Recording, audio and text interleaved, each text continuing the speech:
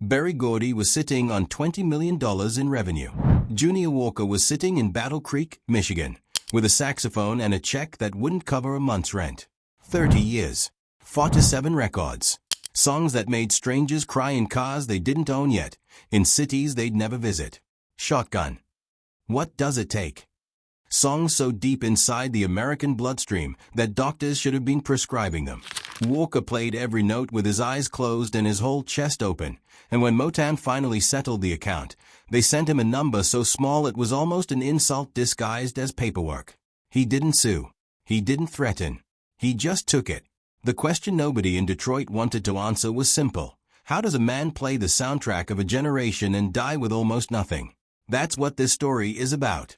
But before we get to the check, before we get to the number that made the people who saw it go completely quiet, we need to go back to the beginning.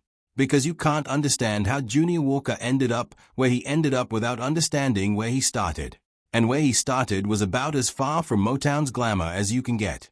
His real name was Autry DeWalt Mixon Jr. Born in Blytheville, Arkansas, in 1931. Grew up in South Bend, Indiana. Took his stepfather's last name, Walker, and somewhere in a high school hallway in Indiana, he picked up a saxophone for the first time. And that was it. That was the whole rest of his life decided in one moment. Because Junior Walker didn't play saxophone the way you're taught to play saxophone. He didn't play with technique. He didn't play with restraint. He played the way someone screams when nobody's listening. Full chest, full lung, full soul. The kind of playing that doesn't come from practice. It comes from something you can't name. He was inspired by Louis Jordan, by Earl Bostic, by Illinois Jacquet, that big, honking, jump blues sound that felt less like music and more like a physical event. Junior took all of that and made it rawer, rougher, more human. By the late 1950s, he'd formed a group in Battle Creek, Michigan. He called them the All-Stars. For guys playing clubs and bars across Indiana and Michigan. Nobody knew their names. Nobody was writing about them. They were just a band in a mid-sized Midwestern town, playing for people who worked hard all week and needed somewhere to put it on Friday night. And Junior Walker gave them somewhere to put it. He was the kind of performer who could stop a room. Not because he was flashy. Not because of choreography or stage presence. Because when he played, people felt it. It was that simple. The sound came out of his horn and landed somewhere in the chest, somewhere between the ribs, somewhere that didn't have a name. Kim Weston, who toured with Motown Revues in the 1960s, remembered watching Walker perform at the Fox Theater in Detroit. She said he was playing with his eyes closed, completely lost in the music. And then he walked off the edge of the stage and fell straight into the orchestra pit. Everyone went silent. And then Junior Walker climbed back up, put the saxophone to his lips, and kept playing. That's who he was. In 1961, a singer named Johnny Bristol caught one of their shows and recommended them to Harvey Fuqua, a producer with his own small label. Fuqua signed them immediately, changed their name to Junior Walker and the All-Stars. And suddenly, after years of playing for rooms that held 100 people, they were making records. They were raw. They were funky. They didn't sound like anyone else in Detroit. And that, it turned out, was about to become both their greatest strength and their greatest vulnerability. In 1963, Harvey Fuqua sold his labels, Harvey Records and Tri-Fi, to Berry Gordy. And just like that, Junior Walker and the All-Stars were Motown artists. Now here's the thing you need to understand about what that meant. And I mean really understand, because this is the part that changes everything. Motown in 1963 wasn't just a record label. It was a system. Berry Gordy had built something that had never existed before, a full-service hit factory where artists came in raw and came out polished. Songwriters, producers, choreographers, etiquette coaches, vocal coaches. There was a charm school. An actual charm school. Gordy wanted his artists to be able to walk into any room in America, white room, black room, didn't matter, and belong there. It was revolutionary. It was also, depending on who you were inside that system, either launchpad or trap. Junior Walker and the All-Stars landed on the sole subsidiary label, Motown's rougher, more R&B-focused imprint. And at first, it looked like the beginning of everything. In early 1965, they went into the studio to record a new song. Walker had written it after watching kids do a new dance in a club in Michigan. He called it Shotgun. The assigned vocalist didn't show up for the session, so Junior Walker sang it himself. For the first time on record, a man who'd never considered himself a singer, singing because there was nobody else in the room. The song hit number 4 on the Billboard Hot 100, number 1 on the R&B chart. Overnight, Junior Walker was a star, and Motown had something they hadn't quite expected, an instrumentalist who could also sing, who had a sound so distinct it couldn't be manufactured, so raw it couldn't be replicated, and so undeniably good that it was already proving to be commercially bulletproof. What came next was a string of hits that would define the next several years. Do the Boomerang, Shake and Finger Pop, How Sweet It Is, I'm a Roadrunner, What Does It Take to Win Your Love, which nearly didn't get released at all. Motown's Quality Control Committee actually rejected it for single release. Radio DJs started playing it anyway. The public went crazy. Motown released it. It went number 1 on the R&B chart and number 4 on the Hot 100. The hits kept coming, and the money kept going somewhere that wasn't Junior Walker's bank account. But here's where we need to slow down, because this is the part most people skip over, and it's the part where the whole thing actually makes sense. Let's talk about how Motown paid its artists. Because it matters. It matters a lot. When Junior Walker and the All-Stars came into the Motown family through the Harvey label acquisition, they inherited a contract structure that was, to put it charitably, extremely favorable to Berry Gordy. Motown royalty rates in the early 1960s were minuscule.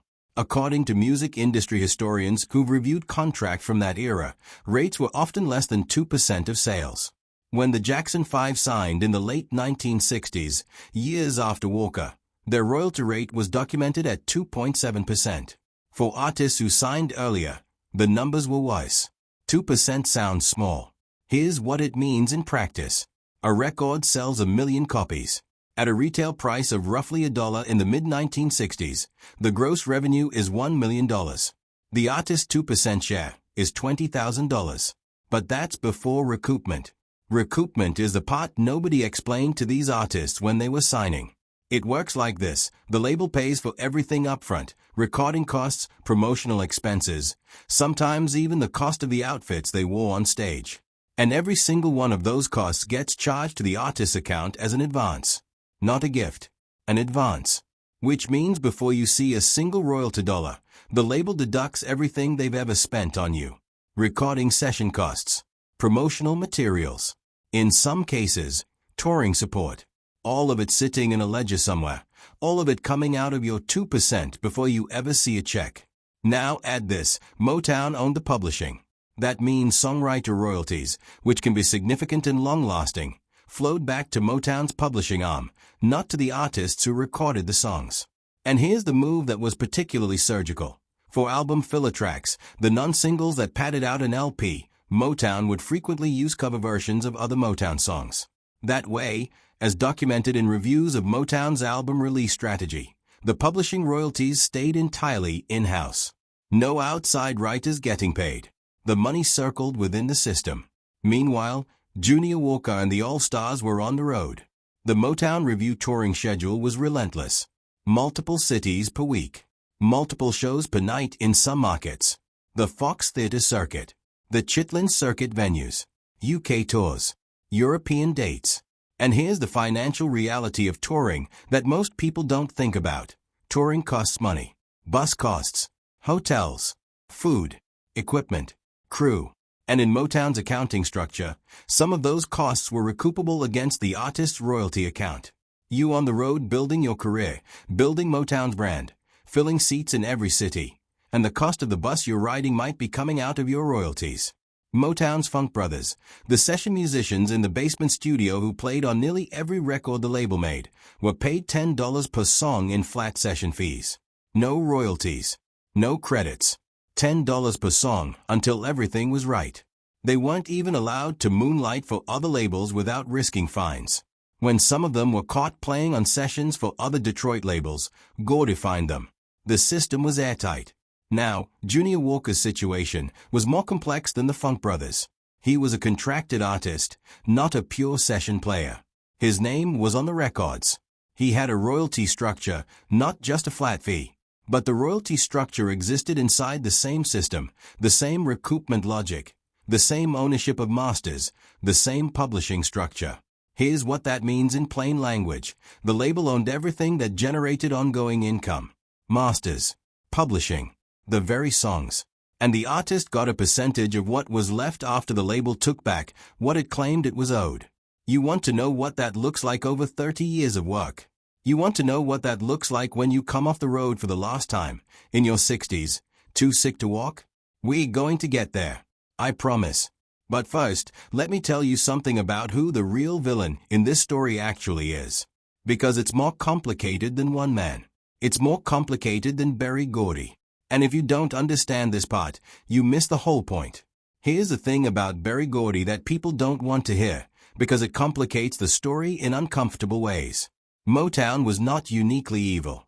What Motown did to its artists, the music industry was doing everywhere, to everyone, all at once.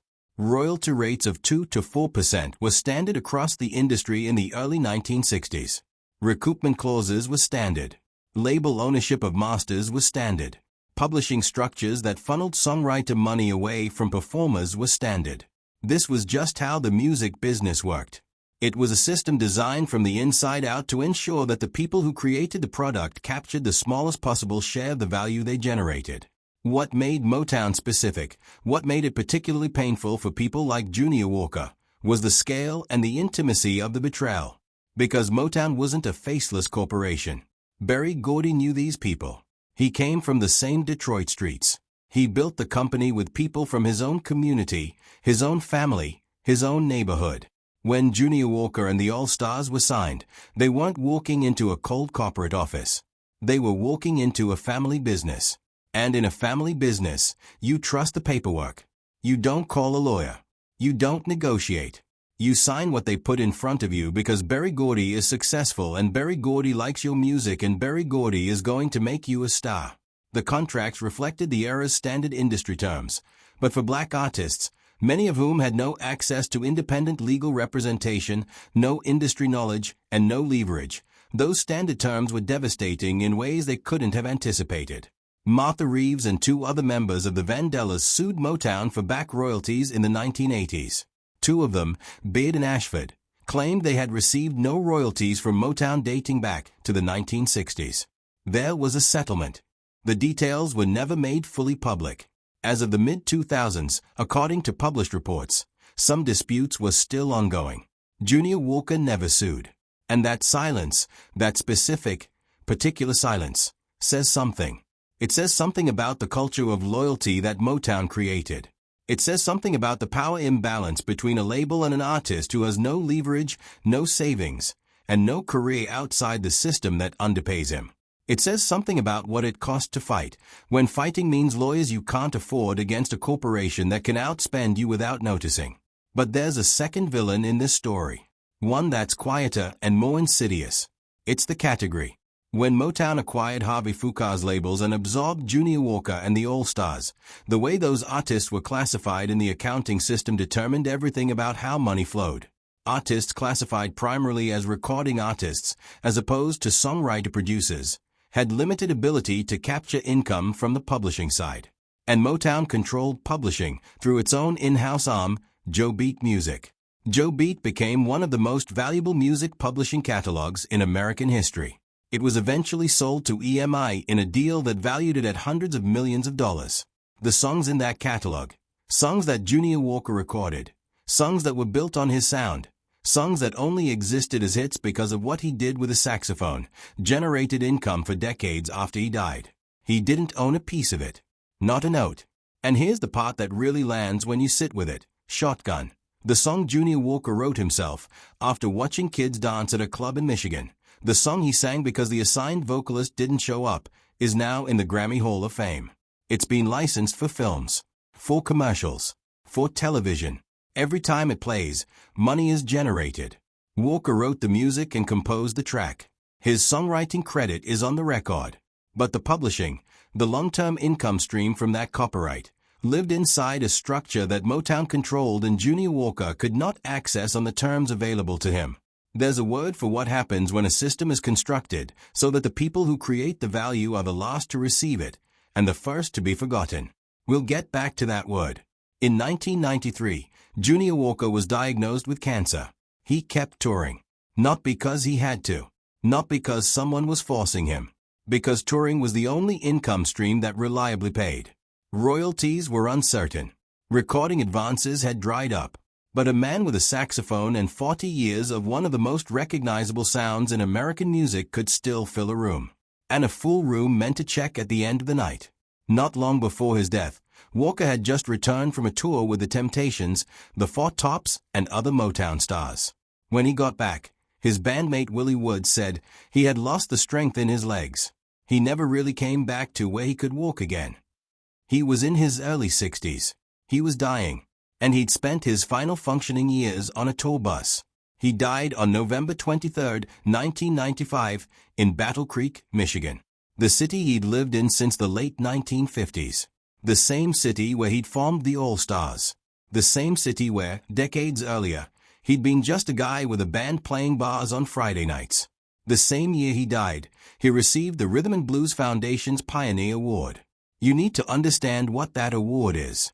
The R&B Foundation was created specifically to provide financial assistance to artists from the Motown era who had been left with inadequate compensation for their contributions. It was a charitable response to an industry failure.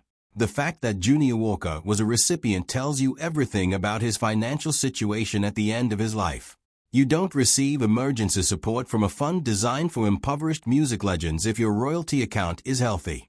The Pioneer Award was framed on the wall. The final check from Motown's accounting was real. Now, I told you at the beginning of this video that we'd get to the number. The check that people who saw it went quiet about. And I want to be straight with you here, because this channel doesn't traffic in rumor. The specific figure of $900 circulates in discussions of Walker's estate. What is documented and confirmed is this: Walker died with very little. The estate was not substantial. The royalty accounting that governed his relationship with Motown, the same accounting structure that Martha Reeves went to court over, that Annette Beard and Rosalind Ashford claimed, had produced zero royalties for them dating back to the 1960s, produced for Junior Walker, across decades of chart-topping work. An outcome so far below what his contribution warranted that the people close to him have described it in terms of near total financial abandonment. Whether the exact number was $900 or something close to it, what matters is the order of magnitude. Not thousands. Not tens of thousands. A number that, when placed next to 47 Motown records and a Grammy Hall of Fame song and a sound that influenced every saxophone player who came after him, produces a specific kind of silence. The kind of silence that means something went profoundly, structurally, deliberately wrong. And here's why that matters to you. Right now. In 2024, the artists you grew up with, the ones whose music you played at your wedding, your graduation, the night your first child was born, many of them went through the same system. Different names, same contracts, same recoupment, same publishing structure, same silence at the end. The music didn't die. The music is everywhere. It's licensed and streamed and sampled, and it generates money every single day. The question is where that money goes. And the answer, for too many of the people who made it, the people whose faces were on the sleeves and whose voices are in your memory, is not to them. Junior Walker played with his eyes closed because that's where the music actually lived. Not in the studio. Not in the accounting ledger. Not in the Joe Beat publishing catalog. In whatever was happening inside his chest when the reed vibrated and the note came out and landed somewhere in the audience that didn't have a name. They couldn't put that in a contract. But they found ways to make sure he didn't profit from it. He's buried at Oak Hill Cemetery in Battle Creek. The marker has both names on it, Autry DeWalt Mixon Jr. and Junior Walker. Both the man and the legend. The same stone. Shotgun is in the Grammy Hall of Fame. His estate wasn't. And the next time you hear that saxophone come in, that honking, wailing, chest-opening sound, I want you to hear it the way it deserves to be heard. Not just as music. As the sound of a man who gave everything he had to a system that kept almost all of it. That's not a music industry story. That's an American story.